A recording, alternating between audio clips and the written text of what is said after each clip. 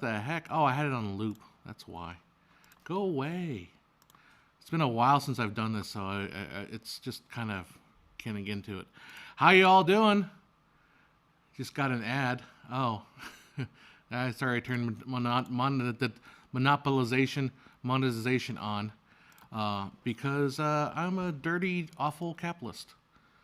I am just evil. Okay, well, you can always get YouTube Premium because I watch a lot of YouTube long-term content, and the YouTube Premium gets rid of all the ads, and I'm at the point where I'm just paying for little tiny microtransactions, I realize. Okay, so the incendiary title that I put on this this stream. Basically, I was thinking about doing a video on this, and I feel like I don't want to spend the time and effort and energy to talk about it. So I'll just go on live stream with a vague idea of what I want to talk about and just kind of muddle my way through it and risk cancellation because that's what happens in today's world, right? Yeah, I'm taking a very unpopular opinion on this show, Squid Games. Yeah, seriously, how dare I make a living? Trying to. I'm taking a very unpopular, not since I took a very unpopular position on the movie Cats, think I've taken an extremely super unpopular opinion, and that's the show Squid Games. And frankly, and I talked about this last week, and I hadn't quite finished the show, or not last week, but a couple weeks ago when I last did the live. Hi, Nay Doler, how you doing? I didn't like it. I didn't like the show, and it's taken me a couple weeks to kind of formulate my thoughts about it. And it's a two-prong issue with the show.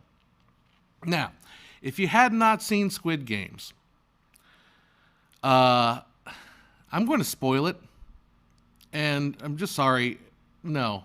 Oh, Rick, am I going to see the new Dune movie? Probably this weekend. I'm going to try to do it, but I've got stuff at night, so I got to try to do a matinee. Anyhow, I'm going to spoil Squid Games, so I don't want to hear anybody complaining, spoilers. I don't care. You either seen it or you're not going to watch it. And in this case, you kind of need it to be spoiled. I'm not going to do a plot analysis. I'm not going to do any of that stuff. My issue with Squid Games is kind of two-pronged. Did I watch it sub or dubbed? I watched it subtitled, not dubbed. My issue with Squid Games is two-pronged. First, I want to talk about the violence. Now, when I say my issue is with the violence of the show, people get this impression that my issue is with the amount of violence.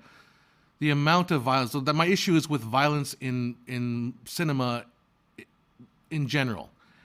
And no, it's not. I don't have an issue with violence in cinema. I have an issue with this particular kind of violence that's being portrayed in the show. And that it's just plain sadistic and uncreative and just cheap and disgusting, honestly. I equated it, the first episode, I equated to watching basically a recreation of Las Vegas mass shooting. There is no cleverness to the kills. And we talk about, stop calling it Squid Games, please, not Squid Game, so please, not the title. Okay, whatever. You want to be pedantic, whatever. I don't care. Squid Game. Jachine says, I have not seen it, nor will I. Please spoil it for me. There you go. Very good. The very first episode is a game of red light, green light. I'm sure you're all familiar with it. And basically, if you don't stop moving, you get shot. And what happens is people start running, and it just becomes a killing field of people getting shot and shot and shot and shot. It is the Las Vegas mass shooting. For entertainment. Fun. Right? So that first episode was very disturbing for me. And I said, well, let me stick with it. And then they do another game where they're trying to cut out a cookie out of a shape out of a cookie. And the result is a guy comes up to you and just shoots you in the face. And they show this over and over and over and over and over and over and over and over. And it's not creative. It's literally just a masked guy going up to a Korean person. I'm not going to leave out the race on this. And just shooting them in the face. And there's nothing unique or creative about it. And it's just... It's awful. I mean, personally, I'll go there. I'm going to go there right now. The biggest news on in Hollywood right now is what? Is Alec Baldwin accidentally shooting a cinematographer, and people are in an uproar about it. And I realize that is reality, you know, we absolutely should be in uproar about what happened, because it is absolutely the height of negligence to fire off a weapon and kill someone in a movie set. And yet we're okay with a show that portrays the gun murder of hundreds of people. And I realize there's a difference between reality and fantasy, and that's not. Again, I'm even trying to shy away from this argument, because I'm not trying to make this argument that fantasy and reality are the same thing. But if we can just muster a 1% of the empathy we feel about what happened in reality for this fictional world, then I can't understand why Squid Games is popular. The violence is awful. Now, let me bring this back, because again, so there is a way to show this violence, or at least to do this violence and not show it. Like, you could maybe show one or two people getting shot in the head, and then the next shot you don't show it, and maybe you just hear the gunshot and it creates the terror in your imagination. That's a way to do it. But the way this show just gleefully, it should be called Squib Games. It's not Squid Game, it's Squib Game, right? All you guys complaining about whether it's game or games, just fuck off. Like, seriously, you guys have like no life. It's sad. Anyhow, I don't care. Squid Game. Who cares? Who gives a fuck? It's a piece of shit show. Anyhow, so back to my point about the violence. It's unartful, and people compare to, well, look at Quentin Tarantino. Obviously very violent movies, but they're not even on the same level. The violence in a Quentin Tarantino movie is stylistic. The violence is clever. It's conjured into something interesting, and it's not repetitive, just frank, realistic portrayal of real life looking violence over and over and over and over again. Now, let me come back again to talk about the issue I have with the violence is that it is uncathartic. All right, violence in a movie is not bad, or it's a tool to make the audience feel something. Like at the end of, I'm going to spoil Once Upon a Time in Hollywood, right? At the end of the movie, Quentin Tarantino basically gives Hollywood a cathartic release of violently killing the Manson murderers, Charles Manson's cult murderers, and just killing him in the most insane and graphic ways.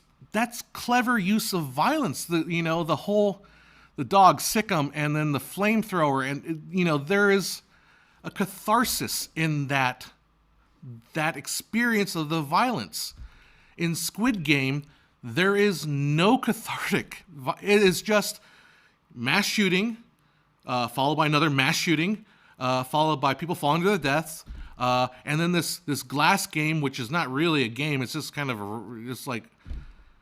there is absolutely no cathartic. It got so bad at the very last episode, I had to wake up early the next morning for a shoot, so I was watching it, and I'm like, this show is so slow to getting to the point that I just gave up on the last episode about halfway through.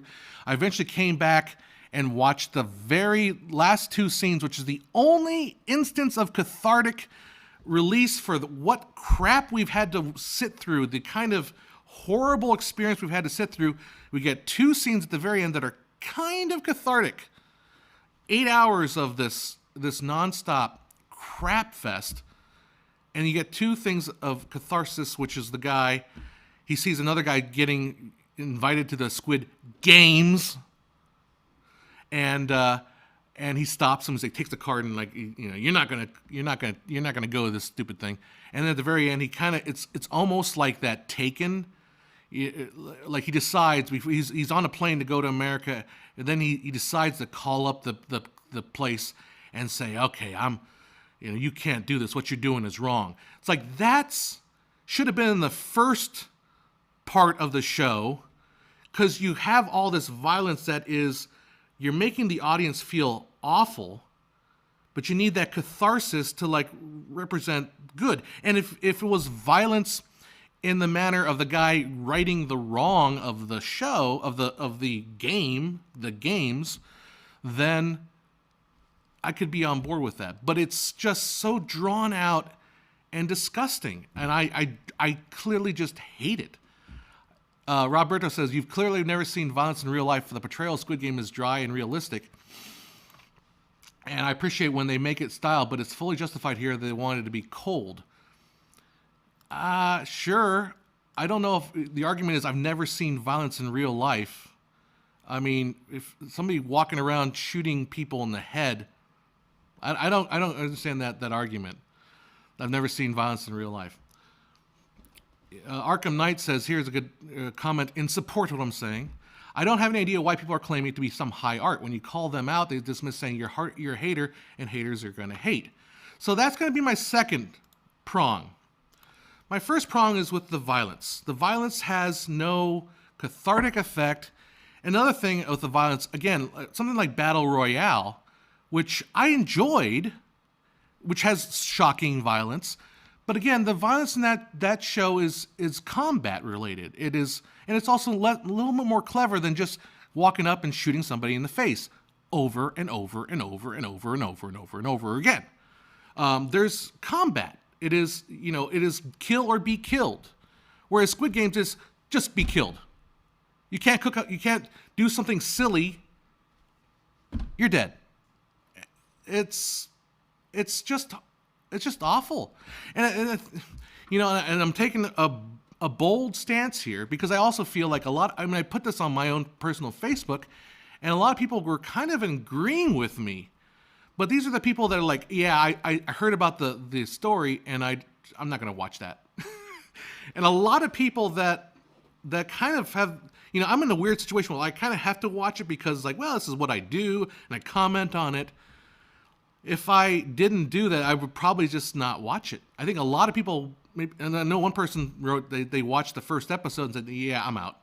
And they just didn't watch the rest of it. I think there is a lot of people that are probably agreeing with me that are going to be afraid to say it because it's so damn popular, right? Okay, so my second prong issue with it is I hate the underlying concept of the show. It's just stupid. It's the stupidest. First of all, games, no one would play a game where you would have a permanent death. Now, it's John, how come? That's wrong. People play games with permanent death all the time. No, they don't. Like, you would never play a video game where if you died, you never get to play the video game again. Put it away. So, fundamentally, philosophically, the whole point of the game is that you play it many times. And it's so, like, fundamentally as the concept is, it's just asinine. Okay, now I realize that is a superficial reading of the thing. My ultimate issue is with the so-called rich dude. Now, here's this big old spoiler. So in the very beginning, it's like a bunch of people, and one of the contestants, number one, giveaway, is the old dude who has a brain tumor and he's about to die. So I just want to play this game because I'm going to die anyway. So I might as well just go out in style, right? But he ends up being the guy that masterminded the whole game. And at the very final episode, I'm going to again go talk about the very final episode. We find out because in the course of the show, he is actually killed when they're trying to play. I'm jumping around. They're playing marbles, and the person who wins all the person's marbles, the other guy gets shot in the head or killed. And they, by the way, they go through no expense spared on the squibs, right? Everyone's brains is going to blow up except for one dude, which we're not going to show his death on screen. I wonder why. Like, okay, now I realize I did read a spoiler, and I'm like, well, yeah, it's kind of obvious. The old guy is the one behind the games. But come on. I mean, okay, so at the very end of the episode, this is the line that I truly hate, and this is why this is, I think, the more disgusting thing than the violence. The violence, I kind of gotten over it. But I think fundamentally, this is the problem with the show. And the old guy is saying, he says that a rich man and a poor man are not that different. And then when you are rich, there's only so much stuff you can buy. There's only so much things you can do. And that kind of sickened me. So like his whole argument for the reason why I'm doing these games is because as a rich person, I just have nothing to do, nothing to care about anymore. I have nothing left to do. And this is what bothered me so much about this show, because I don't think that's a reflection of real life. And I realize, yeah, we can try to say, well, this is a bad person. This is a villainous character, right? But people are kind of making the leap. Well, no, it's not a villainous character. It's a metaphor for the stranglehold of capitalism. It's a metaphor for the lending class and how awful the rich people are. But the problem is, it's such a myopic look at reality. Like, it is such a stupid, small-minded look at what brings people happiness. So, and the only reason why I wanted to do a video was to kind of talk about this was, I think your happiness, if you wrap your happiness around materialistic things, like, I want to own a $50 million yacht. And then you own the $50 million yacht, so what? The problem is, in the fabulously wealthy, I think a lot of them realize this. The happiness comes from being of service to others. That meaning in life comes from doing things for other people. And the problem I hate with Squid Game is that it is so, the premise, the concept is so shallow, so infantilely shallow, that it misses the whole, it creates this false narrative, this false imagination of the way the world is, when really we can destroy all that with some common ideas and some real things. Now, I've gone on YouTube and defended like superhero movies. I've defended, mainstream culture because I feel like that's a better message. What is the famous line from Spider-Man? With great responsibility, or with great power, comes great responsibility. And when I was watching Squid Game, I was thinking the entire time, well, not entire time, but a lot of these game parts, I was thinking of two things from pop culture. One was the ending of The Dark Knight. I'm going to spoil that if you haven't seen that. If you haven't seen that, why are you watching my channel? Watch some movies, dang it. The ending of Dark Knight. What does the Joker do? The Joker creates a game, right? You've got one fairy that's wired up with bombs, another fairy wired up with bombs, and you've got the key to blow up the other fairy. And the guy that blows up the other fairy, I will let live. And what happens? The dude takes the charge and chucks it out the window. Because there are no, we as a society, we cooperate more than we fight each other. The world is not a zero-sum game, and those who think it is are stupendously wrong. You are watching this on YouTube. I'm not paying YouTube, but YouTube pays me money. We cooperate. You're using a device that has pieces from places all around the world. There's mass cooperation. Humans cooperate. And to think that the whole entire world's a zero-sum game where people are fighting tooth and nail, For scraps, no. It's ironic that North Korea is the one that coming out. This is horrible. Squid Game is like North Korean propaganda. It's anyhow. So the other, and this is what I was hoping the marble game would actually do, because so again, if you haven't seen it, they're playing marbles, and whoever wins the most marbles takes the wins, and the other guy gets killed. And I was kind of hoping for a James Kirk, the Kobayashi Maru. If you don't know Kobayashi Maru, it's a Star Trek lore where James T. Kirk's an ensign at Starfleet Academy, and there's this thing called the Kobayashi Maru test. And it's a simulated test, and everyone gets in the simulated test, and there is no way to beat this thing. Absolutely no way to beat it.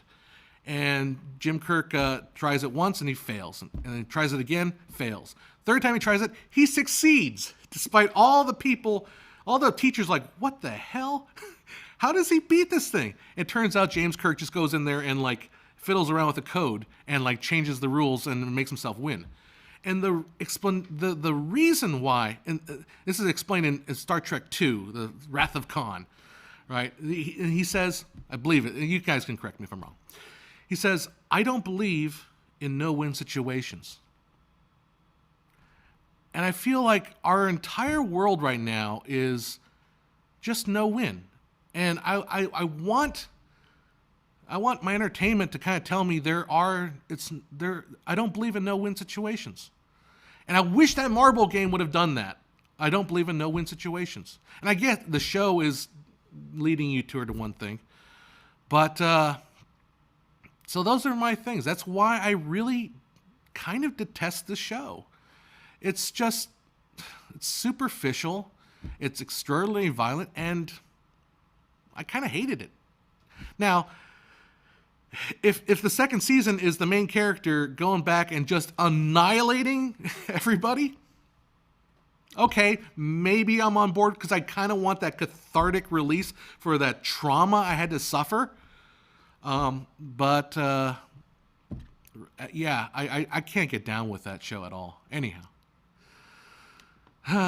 So, back to your comments. And here's the thing, too. Like, people will read me the wrong way. This is the internet. I've seen people much more popular than me completely taken out of context. Whatever. I'm just going to accept it. I'm going to accept it. And I think a lot of people are going to understand where I'm coming from on this topic. And probably people are going to disagree with me. That's fine. But, again, I don't want you to get the impression that I'm against violence in movies, because I'm not. I think violence can be used in a cathartic manner. It can be used, and again, like something like Quentin Tarantino, like, come on, Kill Bill, the violence is so ridiculously over. It's cartoon. I mean, it's cartoonish. It's, it's silly. Like the end of Django Unchained, where the guy blows the lady and she just goes flying back. It's just like, it's a different kind of violence. So yeah, but gore in movies, I have a weird relationship with gore. There are, and I'm willing to admit it, there are occasions where I will just kind of go and seek out like autopsy videos. I have this weird gore lust, once in a while I just get like, I want to see like an autopsy again, like where they open the sternum and pull out all the organs, and it's a morbid fascination. It's nothing, that's not unusual. But anyhow. All right, Schlitz says, I make a great stand-up the way you completely let the comments fly. You're able to handle hecklers easy. Well, I don't know if I'm able to handle hecklers easy. I think I'm pretty bad about it. So, here we go. Gosh darn it. There it is. Arkham Knight says, do you have any idea how Netflix manages to generate views on highly generic content like Money Heist or Squid Game? I don't... I feel like the hype around Squid Game is manufactured. Honestly. I feel we are living in a manufactured world where the kind of the news topics we are handed are almost like press releases, right? Now, I'll dive into the other dangerous territory. The Dave Chappelle special. I watched it. I liked it. I enjoyed it. I enjoyed his perspective. And Dave Chappelle's not my favorite comic, but I get it, and I think it was funny. And I thought the message of the show was very sweet. But the backlash on it is just Streisand effect. It's just causing it to be more popular. And don't these people that are like angry, that are legitimately angry about it, don't they realize that you are literally making him more popular? If those like Squid Game was popular in 80 countries, and then Chappelle shows getting people walking off the job, it's like this is manufactured bullshit. This is bullshit. It's not even a real story. Like the stuff that happened with Alec Baldwin with that's a real story. And yes, that is something that needs to be addressed. Like, and we need to be a little more like, the few times that I've been on a set, my sets are small. Come on, I'm not big time. So we're all like amateurs, but when we're handling guns and we're using real guns, it's like we have to be super respectful of what's going on. Because the guys I worked with that brought the guns, they're gun owning people. They have gone through the training. They realize this is not a toy, you know? So what happens a lot of times when, at least what it has been explained to me, my experience with people when we're working with guns is if you give an actor a gun, you will give him a gun, and what you'll do is open it up. You will look through the barrel. You will show everything. Like, this gun is not loaded. I'm going to show you through the barrel. I'm going to look through the actual chamber.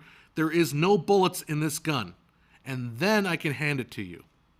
Now, what's going on with the Alec Baldwin? I heard it's way too early to tell, so don't believe anything you see online. Don't believe anything right now. Keep an open mind. We don't know what happened. But it sounded like they were using a live round, like an actual bullet in a round, which I understand is a definite no-no ever. You know, everything's got to be super careful if you're doing that. So I don't know. That's a real story. This Squid Game is number 1 in 80 countries on a platform that doesn't really publish its numbers. I don't know. Slow news day, I think. I think that's what it is. Anyway. Jachin says, good comment. Cooper's rule. Rule number 1, every gun is always loaded until you see for yourself. Great. Cooper's rule. Great point. That's you should always, again, we don't know what happened on the set. We don't know, maybe they had a reason to be firing something. But then why would you let Alec Baldwin shoot a gun? Like, seriously, really? Why, like, can't you give it to us like a armor or a weapons master? Like get a close up. Why do you need a? Never mind. I don't know. I don't know what happened. Neither do you. None of us know what happened. So let's kind of remain loose, available to the information. And that's a great point about blanks too. People, and this is else. Blanks launch small project. Blanks just don't have a bullet in them. You know, blanks are just gunpowder with no bullet. There's still explosive gases in it, right? I mean, that's how Brandon Lee, everyone knows, that's how Brandon Lee was killed, with a blank. Like, if you had a blank and you put it up to your temple, you would blow your head off with it. So, yeah, and then Quarter Digital and Freddie Wong have been doing muzzle flashes for how many years? And then Andrew Kramer had his action essentials thingy. Now, the thing with muzzle flashes is it kind of you wonder too if the muzzle flash leads to this kind of naive use of guns, because everyone, ooh, pew pew pew pew pew, and so with a muzzle flash you don't get the recoil effect. So I've seen a lot of really amateur movies like bang bang, and there's no recoil effect. So there's no. So, that can be kind of the problem with not you. But then maybe it's an acting thing. Maybe like change the actor. Okay, bang. Okay, feel the recoil. You know, it's like the first thing they teach you in stage acting, combat acting, is how to choke somebody. And so you're like, oh, you don't actually have to choke someone to make it look like you're choking someone. So anyhow, let's go, Brandon. Yeah. Okay. Mike Osman says, the only certainty about the Baldwin situation is that it'll lead to more rules, will make it harder to make low-budget films. We can't have nice things. Yeah, I don't know. The problem is... Oh, shoot, I'll have to call him back. The problem with... the thing is, though, low-budget films aren't going to be subject to those rules, necessarily. So, I gotta call him back. Come on, hang up. My phone's going off. John Wick. I don't remember if John Wick did a lot of the pew, pew, pew, pew, pew stuff. Anyhow. All right. Are laser sound effects realistic? Yeah. That's the other thing about, I think there's some ways to get around the whole lasers. Like, oh, they've got laser guns. But lasers travel at the speed of light. Like you wouldn't be able to jump out of a laser. It'd just be, So they kind of get around it by saying they're laser bolts.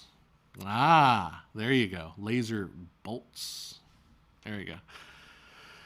How do I feel about violence in video games, given much that violence is done against ununique, copy-paste enemies where there is no emotional catharsis involved?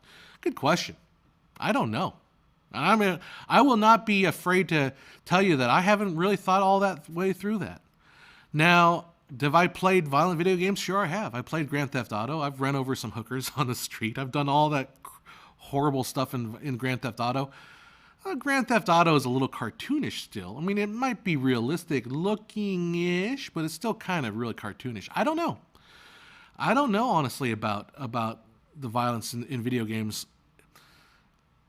I think it's a little different, Now, again, maybe again, stylistic, the representation. If it's like super graphic and super realistic looking, it may not be fun, but it's something that's goofy and silly, and it's kind of meant to be kind of a representation of violence without really being violence. It's a way for the mind to kind of play with concepts or release, certain repressed energies, anger and stuff like that. Like this game, the VR game called Gorn, which is like bloody, but it's so ridiculously over top, and you can't take it seriously. He's just taking your aggression out on plastic figures. So I don't know, I don't know. So I feel like you missed the analogy of the plot here. Income equality is obviously a universal truth that resonates across culture. Maybe this is something we should discuss more. That's the problem. The plot, the analogy is so superficial and pathetic and weak. It's so bad. Again, going back to so the old guy is basically a money lender, right? He got it rich by loaning money to people. At least that's what I gather from the show. He loaned people money and he got rich, But that's a silly look at understanding of debt. Like the reason why we take on debt is to do something with the debt. Like you don't go into the bank and say, "Hey, I want $100,000," and the bank's like, "Sure." That doesn't happen. No, the bank says, "What are you going to do with that money?" And you say, "Well, okay, I'm going to start a business." So the bank is giving you the opportunity to use their capital to create more capital. Or, and this is probably the case that most people are kind of be making the analogy to, which is student debt. I'm going to loan you $100,000 so that you can go to college to get a degree. But why am I loaning you money for a degree? Again, we haven't thought this way all the way through. Why are you getting a degree in basket weaving and you're racking up like 6 figures of debt for? Why? That just doesn't make sense. And there's a lot of root causes to what's causing that debt. A lot of it is the college itself. The college, the actual administrations of the colleges, the cost of actually going to college is inflating well beyond inflation. Like I'm not that old. Although my temple does kind of show my age. I'm not that old, but when I went to college, and yes, it was subsidized probably by the state, I paid $1,200 a quarter. So my entire college cost me maybe $10,000. I got out 3 years because I was like, I'm getting out of here and I want to go work for myself. I was like, oh, that was a good idea. But like when I went, and I graduated 2003. That's how old I am. I'm not that old. I paid out of pocket. My parents paid for it. Maybe $12,000 to $15,000 all told. And what now? What is it now? So maybe we need to rethink what we're taking debt out on. And there's let's go back to another famous movie, It's a Wonderful Life. One of my favorites, right? And when they go to the bank and there's a run on Jimmy, what's his name? His bank. He's like, "Where's my money? Where's my money, George Bailey?" I don't have your money. It's in Sue's house and Phil's business. And that's the whole point of money lending. It's to provide the resource to build a new future. And then yes, they get return on investment. They get interest back. So anyhow, got to think these things through. That's why the analogy is so weak. It's because it takes like a 5-year-old's view of the real world. He gave me money, now he wants it back. Oh, he must be evil. James Stewart. Thank you, Gary.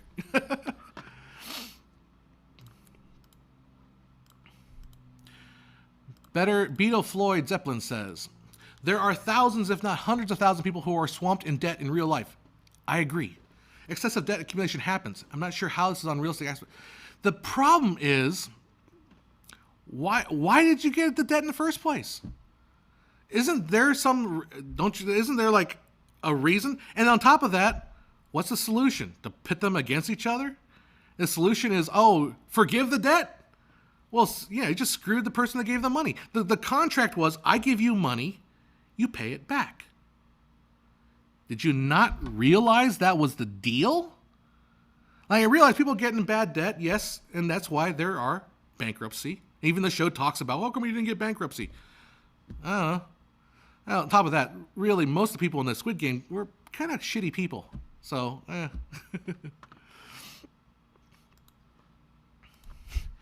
According to Wikipedia, from 1980 to 1999, there were 37 deaths related to accidents during stunts. 24 of those deaths involved the use of helicopter. Oh, God, yeah, that one. That tragic figure of Twilight Zone, the movie. Yeah, really bad. Mike Orsman says that $5. Thanks for the super chat. It's parabolic. The government insures the loan, so the lenders play loose, knowing the government will back the loan. The college raises costs. Exactly.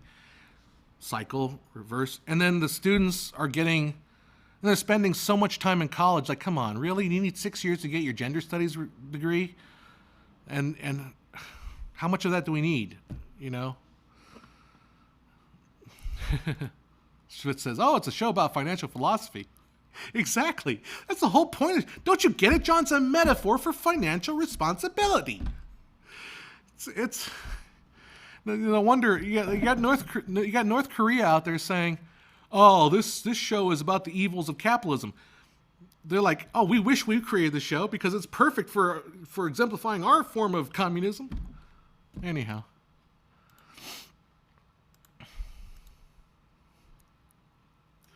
Roberto says, you sound like you've never talked with someone with severe illness or just plain coming from a really bad place.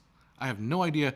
I think Roberto was saying like, it sounds like you have no idea what we're talking about. Bad place. Dude, you don't know who you're talking to. Like I think what's happened, at least me, the difference between me and you guys is like right now my emotions are so. The truth is, I'm like emotionally super raw. I find myself like feeling stuff super deeply. And that includes shows like Squid Game. I can just watch and like, I feel because of the situation I'm living through right now. With like my mom is having a very hard time.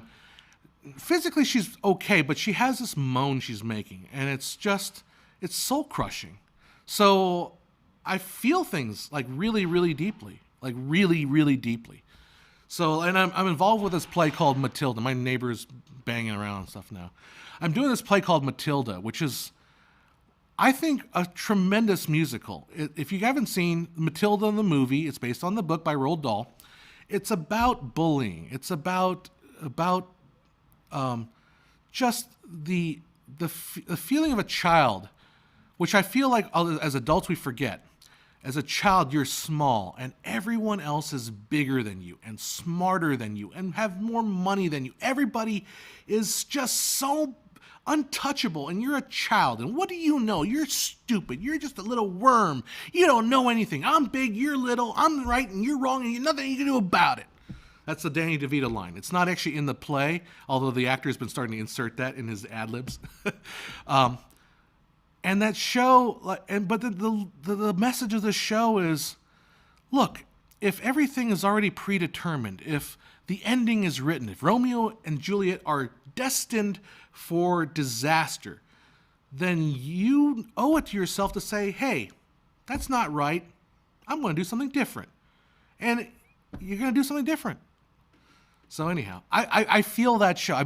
This is my last weekend doing the show. I play trumpet in it, so I don't actually see the show, which is probably good because it allows your imagination as a director, movie director, I put that in quotes, in your own head, you imagine the movie if you directed it, but you can hear it, and you can hear them talking, you hear them delivering the lines, you can hear the audience respond or not respond sometimes, which is kind of hard too. So I can kind of imagine what's going on with the show. And I really feel that show deeply. And I don't think anyone else feels it as deeply as I do. I don't think anyone gets like the there's this one part of the show, and they add this for the musical itself. And it will be a movie pretty soon, I understand. It's Emma Thompson playing Miss Trunchbull is the story. There's a point in the show where Matilda is telling the librarian a story about this acrobat and the acrobat and escapologist, and the escapologist is the father, and the acrobat's the girl, the wife. And during a thing, she gives birth, but then dies, and then the evil aunt of the escapologist moves in and takes care of the kid, and it causes the dad to run away because he's frightened, and the little girl. This is the most heart-wrenching part. If I can actually hear it, because I actually am playing during it, so I don't always catch it. But the little girl, the daddy comes back, says, don't cry, little girl. I'm back, I'm here. But the daddy's crying, and the girl sings, don't cry, daddy. Please don't cry, daddy. It's okay. And daddy says, I'll never leave you, I'll never leave you, I'll never leave you. And then that's the last she ever sees her dad again. And that is just heart-wrenching to listen to. I don't know if anyone else experiences that. Maybe it's in my own head, the way I'm seeing, the way my movie in my head, I'm seeing this scene, and like this little girl who's just shit on, for lack of a better word, shit on her entire life, saying, Daddy, don't cry, Daddy, don't cry. Daddy, do you like sausages? Never mind. Not going there. And the dad says, don't cry, I'm here, I'm here, I'm here, I'm here. And then he's gone. And it's, it's tough.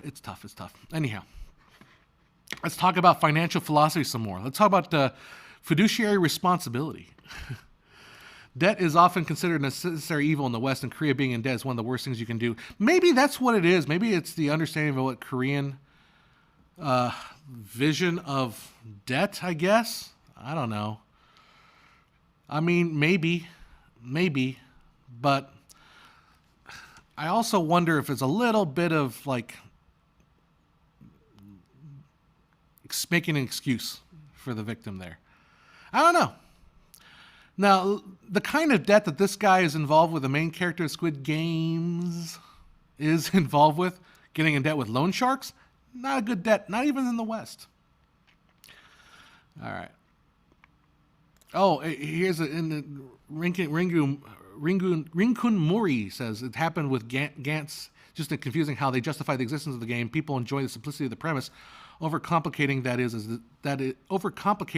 is a disaster. Okay, brought up a point that I kind of wanted to bring up. There is a point in the show where they bring in the VIPs, and they're all Americans. Can we all just agree? Yeah, they're all American. Well, except one guy, I think he's like French or something. But isn't the major irony of the whole thing is, aren't you guys watching it, the VIPs? I mean, they're sitting there, they're enjoying the games, and they're like, oh, what game do you have next? And they bring out a bridge.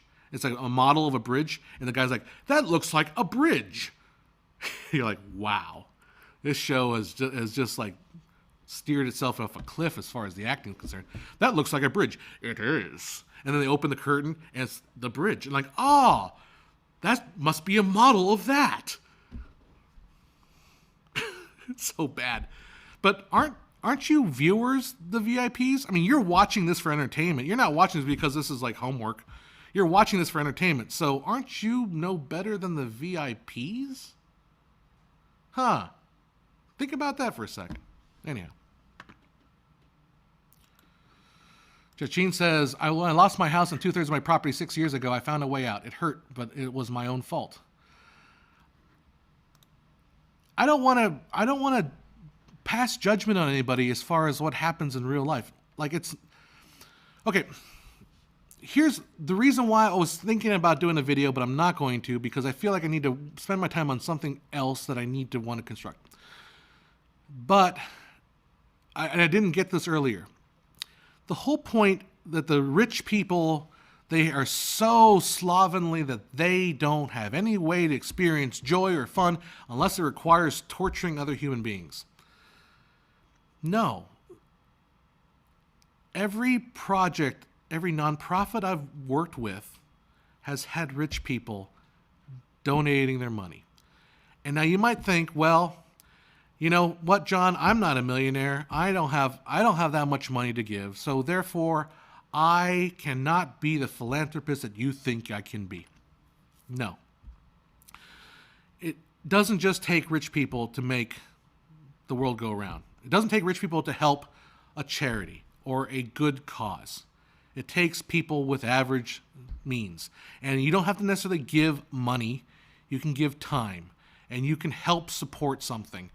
And I think a lot of what I wish, and I see a lot of, the major zeitgeist of the filmmaking YouTube community is go out there and make stuff and Ryan Connolly of Film Riot says shoot, write, script, make, repeat, right? Something like that. Go out there and repeat, keep making stuff. I'll add this to it. Go out there and make something for someone else. I need to take that advice for myself. Make something for someone else. Make something for someone else, whether that's a cause that you like. If you're religious, maybe work for your church. If you're not religious, you can maybe, a great example, if you like animals, go to the local dog shelter, the animal shelter, and do just like, hey, maybe we can do like some commercials for your pets or something, Get involved somehow. Little League, children's after-school programs. Do something for someone else. Use your filmmaking skills to do something for someone else. To communicate for someone else. Maybe make a video about someone else. We get so wrapped up in our own world. We get so wrapped up into our own feelings, and I'm guilty as sin for that. My ideas for movies are always come from a place of like, man, how come no one else has made a movie this idea that I have? But really, I gotta start thinking about that and start thinking about making something that other people will get value from. And I think that's why I would have made that video, but I feel like I don't want to circle the drain as far as like the dealing with the comments and dealing with the trying to justify myself. Because, it's on YouTube, but anything nowadays is like, if I go on Facebook and I say, well, I really hate the fact that knock this example, I really hate bass reed instruments. I hate the contrabassoon. I think it's an awful instrument. People are going I have to defend every little freaking thing. I have to defend myself saying Squid Games.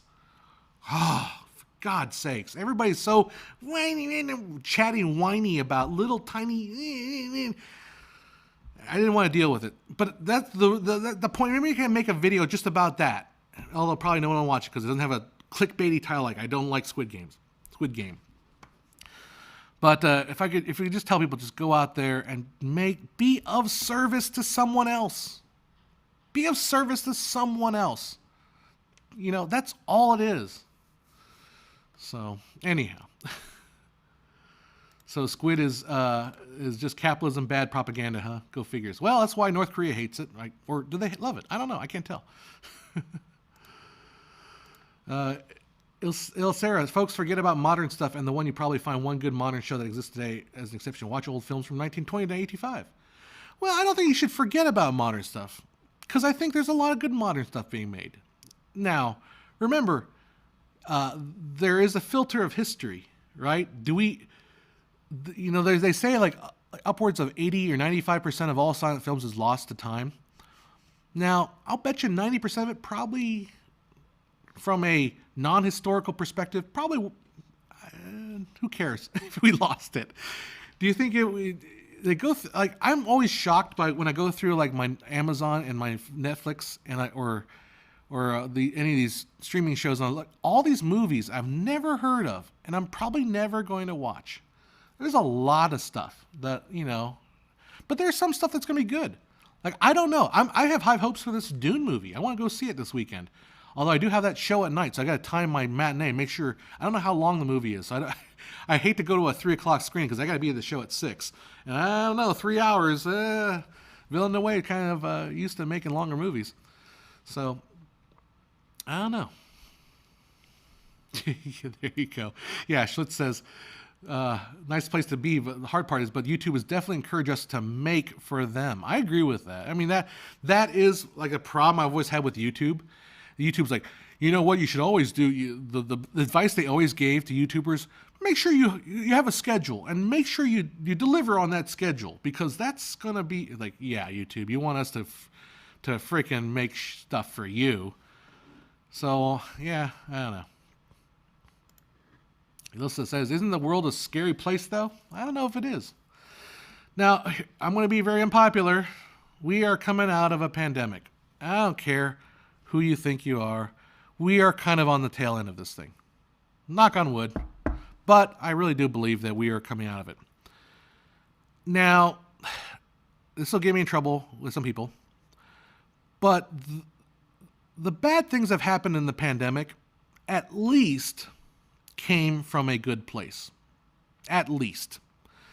So, now, you can argue, and I will argue, that some of the overreach maybe is not in reality a good place, but at least it comes from a good place. But, yeah. I don't see how you can come out of this experience that we've gone through. We've all collectively gone through. We're still kind of going through. Well, we're going to be paying for the ramifications for this for years to come. And not realize that the world is much more interconnected than we thought. You think you can play. You think we can. You can cosplay as a zombie apocalypse survivor. Doesn't mean you will survive. In fact, what most likely would happen if there was a zombie apocalypse, the survivors, you'd get a scratch and you would die of a fever from a scratch, because humans are inherent. We only survive through cooperation. We only survive through cooperation. There is no such thing as a lone wolf.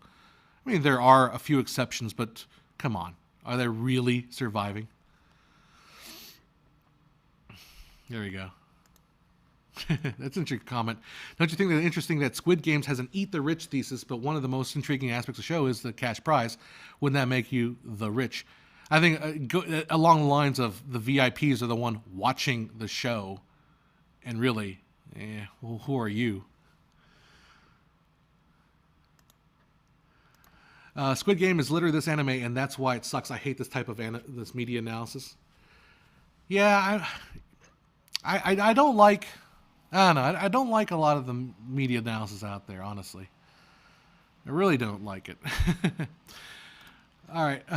Prince Westerberg, can you imagine if YouTube just wiped anything over 3 months old? Basically, my channel would cease to exist because I don't upload enough stuff. And that's the wonderful thing about YouTube, at least what I've been able to accomplish on YouTube, is my videos that are often years old are still doing quite well. And that's because, they're on demand.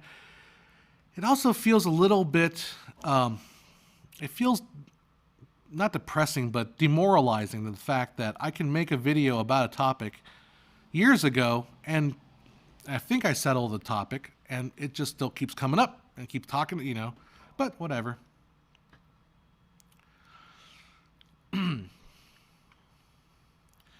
Yeah.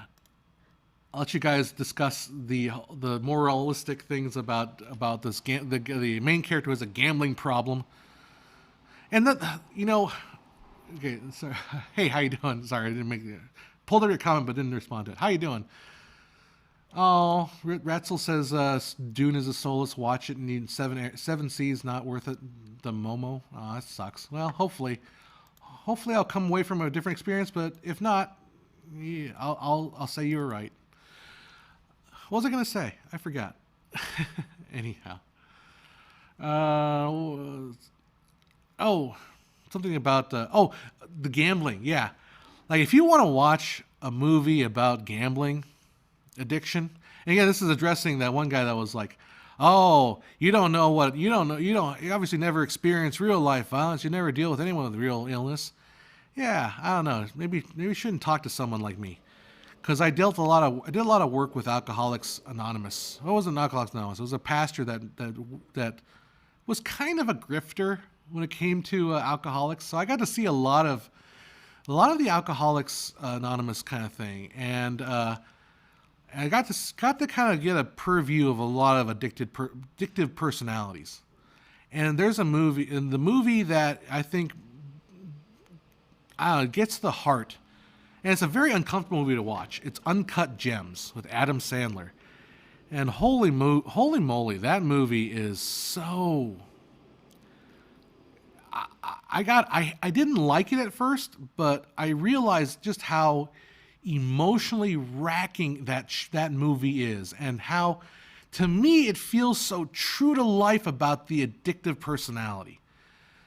That here's a guy that, it's a masterpiece of a film as far as the way it plays the audience. It plays the audience like Johannes Bach plays the organ. I mean, it's just so brilliant in how it just, like, every time Adam Sandler's character gets a foot up, he throws it away.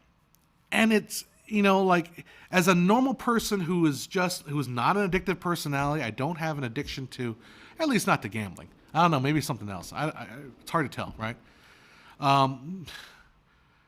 But, you think of gambling, oh, they're in it for the thrill. No, watch that movie. It's so incredibly frustrating. And you can see the ending coming. And you're just like, please don't end this way. Please don't end this way. That's a good movie. That's when you have a good predictable ending. You can predict the ending, like, please, but you just don't want it to, like, please just don't end this way. I know it's going to end though, but please don't end that way. Please, and then it ends that way. You're like, oh, there it goes. Stuff is falling all around me. All right, let's see what other you guys are. I have nothing. Bo says I have nothing bad to say about Dune, but I don't know. I didn't realize it was set up to be a two-parter. Oh yeah, maybe.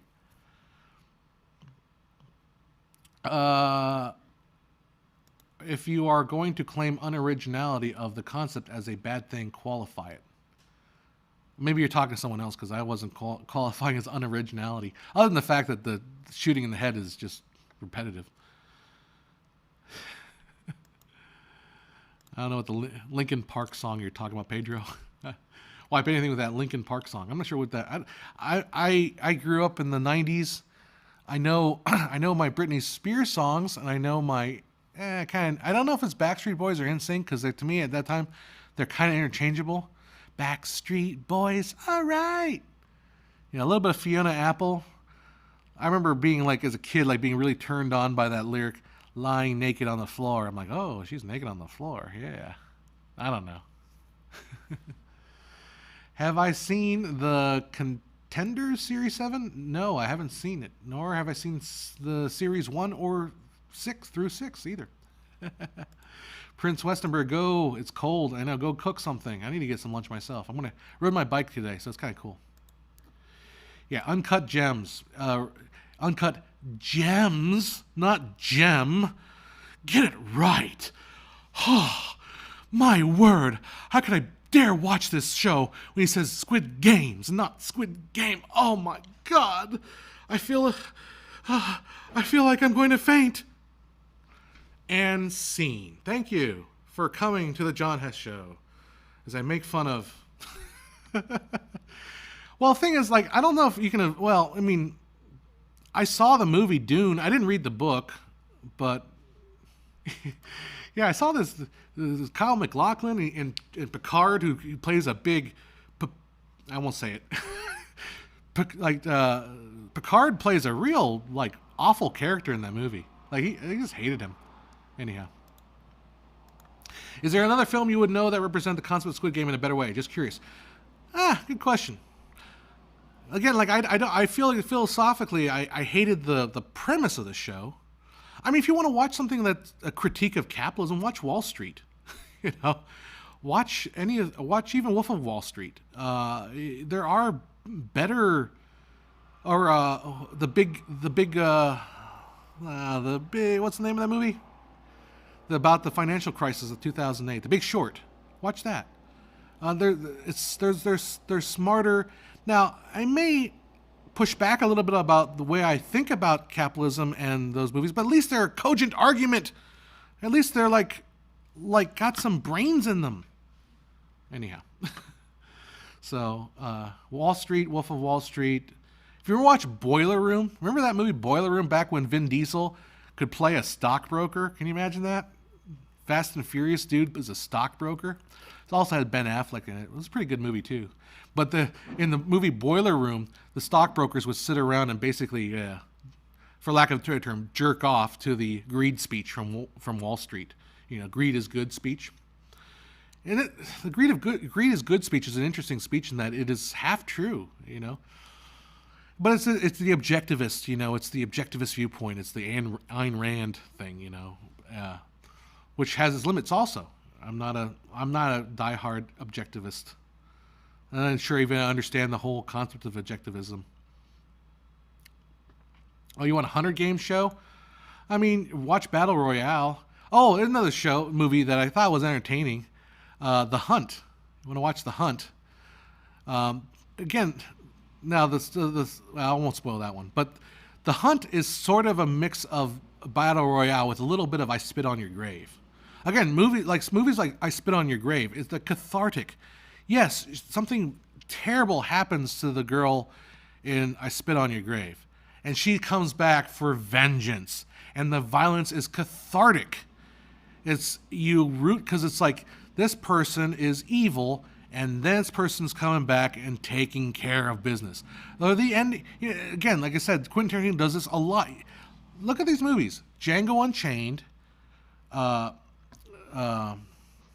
Inglourious Bastards, Once Upon a Time in Hollywood. How do those movies end? Quentin Tarantino uses cathartic violence.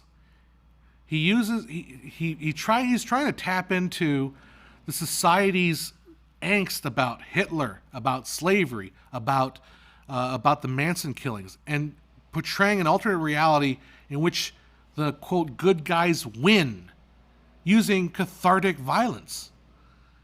You know, it's not the violence is the bad thing, it's the cathartic violence. Anyhow, I don't want to be like, it's hard for me. It's hard for me to talk about it. This is top of my mind. I'm just speaking to you right now. This is not a well thought out essay. I'm going to have like lapses of my logic and all that. So this is the best I can do because I want to move on and make other content, stuff I feel is more important and more. I'm more equipped to talk about. Anyhow.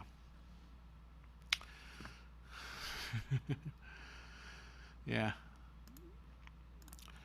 Now, Sarah, The Big Short, great movie about a sad one, but in a true fashion Hollywood style, they dare not say the word about how government helped cause the collapse. God forbid. Yeah.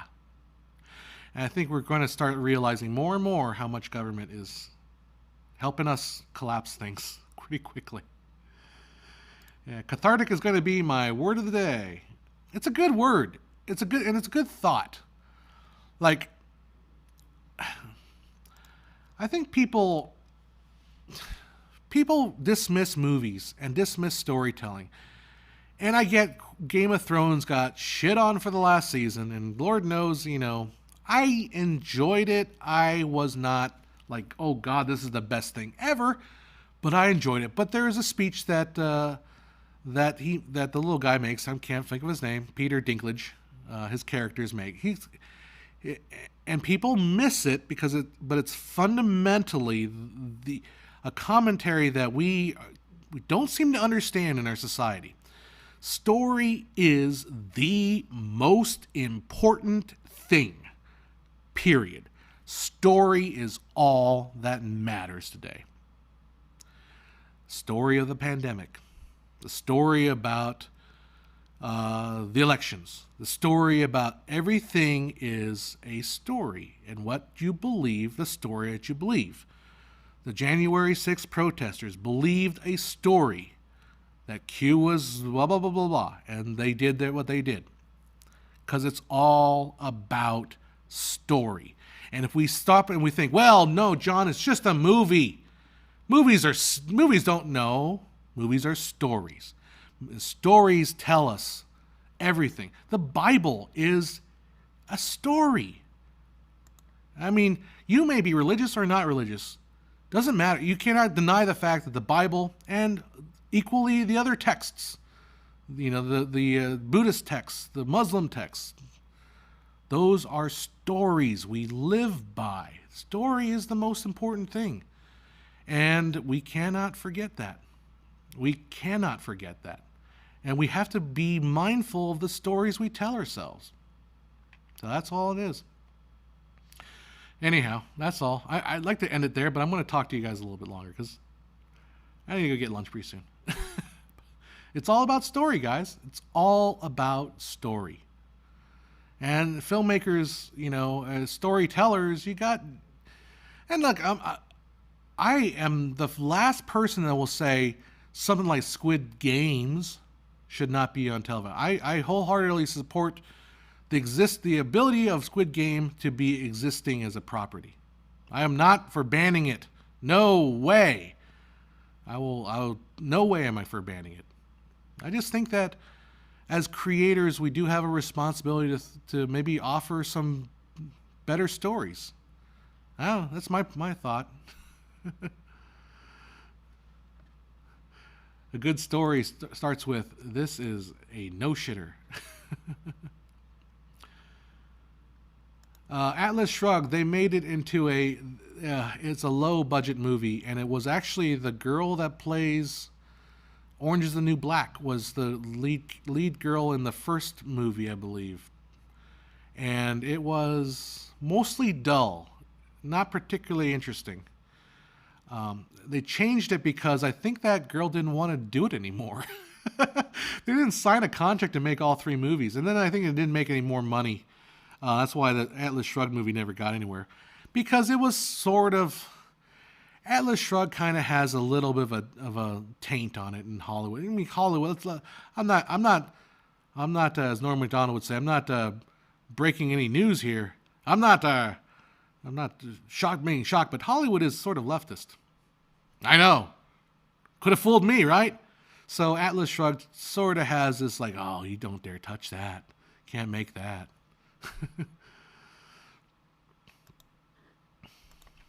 I feel the same way about wanting good stories. Most of my friends say I'm either too harsh on movies or expect too much.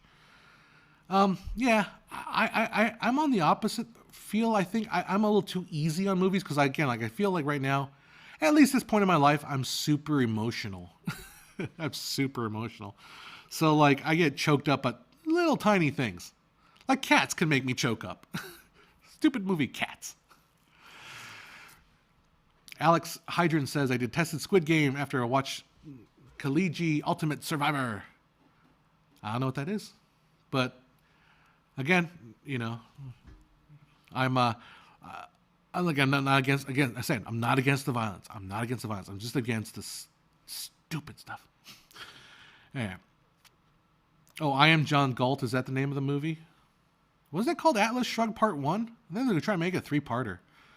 This is way back in the day. This is like 10 years ago.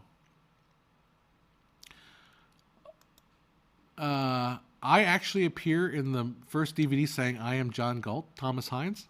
Are you an extra or something like that? That's cool. That's a pretty cool story. Mike Oisman says, I'm not objectivist, but I hate to see someone's ideas misrepresented. That's the other thing I hate about today's media. Have you noticed that? It's like, okay, we heard that Joe Rogan said this. Your thoughts? And it turned to some guy. It's like our media is now, it's like literally high school. Hey, I heard Johnny said that Sally put out on the first date. What do you think about that? It's a freaking gossip crap. Not even real news. If we can get rid of all news, like 24-hour news, just like this is patently illegal, and this would be against the First Amendment, and against exactly what I just said about having free speech, and exactly against getting rid of bad stuff. But if we can just get rid of 24-hour news, let's like completely get rid of it, and just say like, okay, you now can do news on 1 hour of news a day, and that's it. No more 24-hour news. No, get rid of that. I think our lives would be better. I really do. You might have to get rid of social media, because then social media becomes 24-hour news. And it's just, anyhow, all gossip, anyhow. Blah, blah, blah, blah, blah. Oh, cool. So the movie makers invite people to send lips and saying, I am John Galt, and I'm on the Blu-ray. Very cool. Yep. Caleb says, I agree. Storytelling is such an abstract way of conveying accessible way of conveying abstract ideas while allowing persons POV to add their own understanding into the mix. I cut the cable. Who's the hottest CNN chick on these days? I don't know. Is it Don Lemon? All right. But ching. I cut the cable too. I got rid of it. It just got too expensive too. And I was like, got too expensive. It cost me like $120 for the cable. I never watched it because I was never at home. And my mom she would watch the Taiwanese TV, but it was like $120 for this. So I got Sling and I got the Taiwanese package. Now she just watches that for $20 a month, and that's fine. Reaction videos were a thing for a while now, but they're a new trend. Fanfic videos. A bunch of YouTubers think fanfic. Well, imagine X was the hero in the movie instead of Y. Yeah, reimagining the story. What do I think about the Sweet Tooth series? I've never heard of the Sweet Tooth series. Addison Sanders says, hottest chick on CNN is Wolf Blitzer. Wolf Blitzer? I hardly knew her. Never mind. Oh, God. All right. Sorry about that, guys. Am I letting my colors shine in this one a little bit, or am I just like super tired, I guess? This has kind of been like a weird week for me because I don't have anything scheduled this week, so I've been doing a lot of 3D printing. I've been doing just trying to wrap some things up and just kind of have a little bit of fun this week before next week. I got to go back and do some work, but yeah, I don't know. I'm just a little bit. I'm tired. I'm a little bit tired. Sweet Tooth would be right my alley, huh? I kind of want to see that show with Zedeckis in it. What's the name of that show on Apple? Because I heard it's really positive. He's a Ned Flanders kind of a character. What? Chat, help me out there. What's the name of that show? Anyhow, he coaches a soccer team, but he's like super positive. And I heard it's kind of a feel good show, and I kind of need feel good shows. I just don't. Boa says, your true colors won't shine until you bring up porn in some context. Yeah, we'll get there eventually. Ted Lasso, thank you. Yeah, I kind of want to see Ted Lasso, but I just don't want to buy another streaming service. I don't have Apple, so I don't have an Apple TV or I have Apple iPads, but I don't want to pay another $20 to see. I mean, I guess might as well, because you can watch that show. There's another show I wanted to see. Oh, Foundation, I wanted to see that. So because I was a big fan of the Foundation book, at least the first one. Yeah, interested in Foundation. I like the first book. I feel like Foundation it's such a clever concept, because it's like Asimov talking to us from the 50s and kind of like saying, really Foundation is a deconstruction of medieval period and talking about the Dark Ages and all that. So he's really he's using science fiction to kind of represent the ideas of human history through, the certain period of time. But it's a kind of cool idea. Mythic Quest is also great. I've heard of it. I didn't know anything about it. That one. Roberto says, I wasn't trying to be rude. Were you? Thing is, I don't remember half of your guys' names. I recognize some of your faces like Boa and Pedro, but I don't recognize your names. I can bring up the Boogie Nights movie. Yeah. I only saw that movie once, and I was a little too young for that movie. I was a little too young and hormone induced. I'd like to probably should watch it again to kind of get a little more insightful into that movie there than just watching it for Heather Graham and seeing what she does. Never mind. All right, guys. I'm going to call the person that's calling me back and go to get lunch.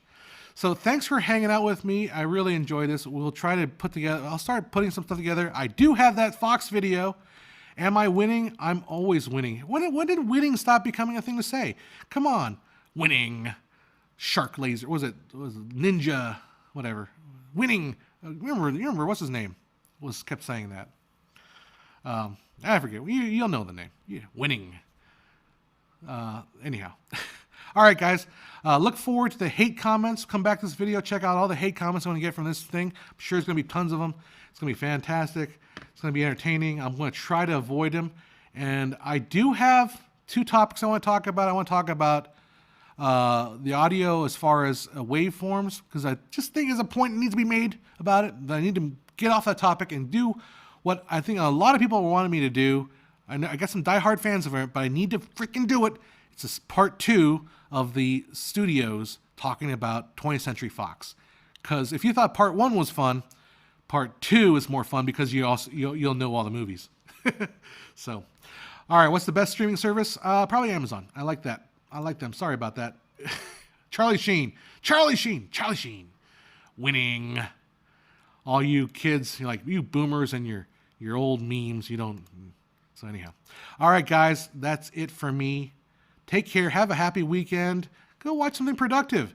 Be great. Make something great. Heck, that's a good thing that I should do. I should make something great too. I should convince myself to make something great. I will talk to you guys later. Take care. Ciao. See you later. Bye-bye.